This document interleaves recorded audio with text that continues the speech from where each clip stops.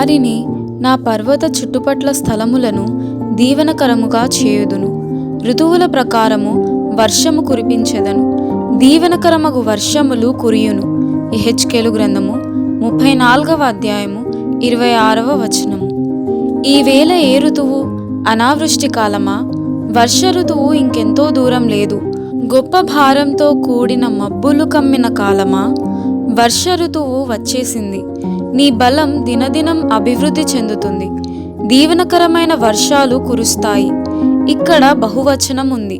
అన్ని రకాలైన దీవెనలను దేవుడు కురిపిస్తాడు. దేవుని దీవెనలన్నీ కలిసికట్టుగా వస్తాయి.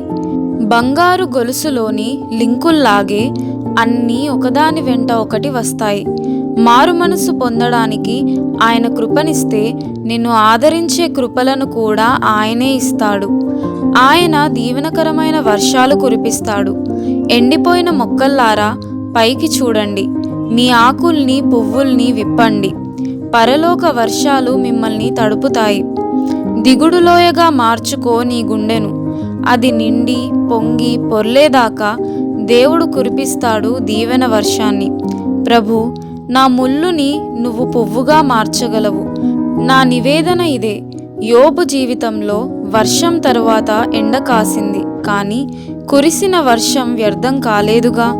యోబు అడిగాడు, నేను అడుగుతున్నాను, వర్షం తరువాత వచ్చే తలతలలకు వర్షానికి సంబంధం లేదా? నువ్వు చెప్పగలవు, నీ సిలువ చెప్పగలదు. నీ బాధల్లో కిరీటం ఉంది. ప్రభు, ఆ కిరీటం నాకు కావాలి. వర్షం కురిసి వెలిసిన తరువాత ఉండే తలతలల్లోని తలుకుని నాకు బోధపరచు. అప్పుడే నేను జయశీలిగా ఉండగలను. జీవితం ఫలభరితం కావాలంటే సూర్యరశ్మితో పాటు వర్షం కూడా కావాలి. ఎండి పగుళ్ళు వారిన నేలపై జీవవాయువు పోసే వర్షం కావాలి. ఆ వర్షానికి తమ శాఖలు తడిసిపోవచ్చు.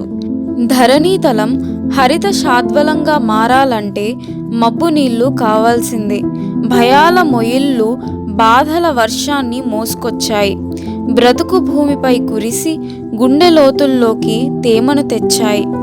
దేవుని దివ్యసూత్రాన్ని ఆచరించగా పగుళ్ళు విచ్చిన దిగుళ్ళ నేలలో పచ్చదనం మందహాసం చేసింది. నిన్ను ఆవరించిన ప్రతి కారుమబ్బులో పౌలు రాసిన పవిత్ర వాక్కులు గమనించు. ఈ మేఘాలు నీ ఆత్మకు క్షేమాలు. అవి నీకు మేలే చేస్తాయి. అది నీవు గుర్తించు.